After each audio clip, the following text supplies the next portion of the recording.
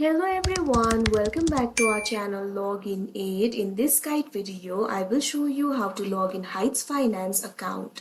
So first of all, what you have to do is launch open any browser of your choice. Click on the search bar and type in heightsfinance.com. After that, you'll be led to the official website of Heights Finance. Initially, you'll be led to this kind of interface. If you do not have the account yet, you can click on this option, apply now, and you'll be able to apply for the account. But if you already have the account and if you want to log into your account, click on this option, my account. Now you can see over here, you'll be led to this kind of interface. This is the official login interface. From here, you'll be able to log into your account. All you have to do is enter your username and password. So click on the field of username and enter the username over here.